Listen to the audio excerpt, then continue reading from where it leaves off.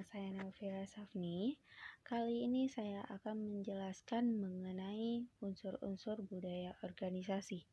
Sebelum memasuki unsur-unsur budaya organisasi, kita harus tahu apa yang dimaksud dengan budaya organisasi atau budaya perusahaan. Budaya organisasi merupakan nilai dan norma yang dianut bersama yang menjadi dasar bertindak seorang individu dalam organisasi. Budaya organisasi inilah yang menyebabkan mengapa suatu strategi dapat diimplementasikan pada suatu perusahaan, sedangkan pada perusahaan yang lain mengalami kegagalan. Budaya organisasi terbentuk, dikembangkan, dan diperkuat atau bahkan diubah memerlukan praktik yang dapat membantu menyatukan nilai budaya anggota dengan nilai budaya organisasi. Praktik tersebut dapat dilakukan melalui induksi atau sosialisasi, yaitu melalui transformasi budaya organisasi. Unsur-unsur budaya perusahaan terdiri dari 4 bagian. Yang pertama yaitu nilai atau value, yaitu apa yang penting atau kurang penting, apa yang baik atau kurang baik, apa yang benar atau kurang benar dalam sebuah perusahaan.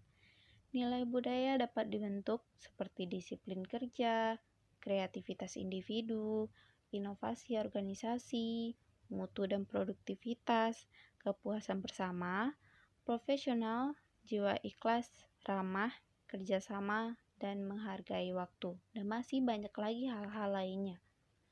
Yang kedua yaitu norma, yang merupakan aturan atau kaidah yang dipakai sebagai tolak ukur bersama atau aturan yang mengikat sebagai panduan, tatanan, dan kendali tingkah laku individu dalam organisasi.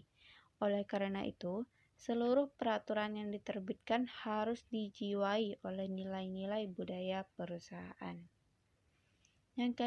Yang ketiga yaitu wewenang, yang merupakan kemampuan untuk mengambil keputusan sesuai dengan nilai dan norma yang berlaku. Wewenang adalah kekuasaan yang sah untuk melaksanakan peranan sesuai jabatan, mewujudkan harapan-harapan selaras dengan nilai-nilai budaya perusahaan. Wewenang juga merupakan wahana untuk memasyarakatkan nilai-nilai dan norma-norma budaya perusahaan. Yang terakhir yaitu penghargaan atau imbal jasa, yang merupakan jasa atau sesuatu yang bernilai yang diberikan secara wajar dan adil, baik bersifat finansial ataupun non-finansial. Sistem pemberian imbal jasa mendorong terwujudnya budaya perusahaan dan tercapainya sebuah sasaran organisasi. Ya, di sini kita memiliki sebuah contoh kasus, yaitu di kota Banda Aceh. Dalam suatu forum formal, seorang pengusaha asing ingin menjelaskan hasil studi kelayakan untuk berdirinya sebuah perusahaan multinasional di Indonesia. Di tengah-tengah acara presentasi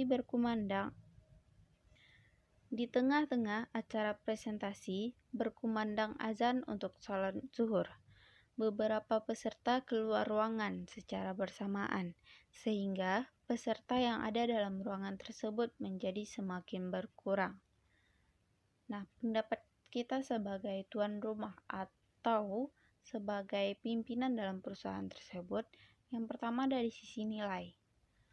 Para peserta dalam forum tersebut dapat dikatakan kurang menghargai penyaji materi acara tersebut. Ya, memang benar jika alangkah baiknya kita menghentikan suatu kegiatan jika azan telah berkumandang. Namun, kita juga harus mempertimbangkan apakah jika kita keluar ruangan secara bersamaan akan membuat penyaji materi tersinggung karena merasa tidak dihargai. Sebaiknya, jika kita ingin meninggalkan ruangan, pergilah secara bergiliran atau menunggu materi yang disampaikan penyaji selesai. Dari sisi norma, mungkin dalam perusahaan perlu ditingkatkan kembali aturan bersama yang dijalankan mengenai tata tertib dan disiplin dalam menghadiri sebuah forum atau acara-acara lainnya. Dari segi wewenang, sebagai pimpinan perusahaan, harusnya kita menerapkan aturan dan juga disertai dengan sanksi-sanksi yang ditetapkan apabila ada karyawan yang melanggar. Hal ini dilakukan untuk mencegah terjadinya pelanggaran dan memberikan pelajaran bagi pihak-pihak yang telah melanggar. Dan dari sisi penghargaan, dari pihak perusahaan harusnya memberikan suatu hal yang berkesan kepada penyaji materi agar tidak merasa tersinggung atas tindakan para peserta yang meninggalkan acara tersebut secara bersamaan. Hal-hal kecil seperti pujian akan sangat membantu untuk menanggulangi kejadian tersebut.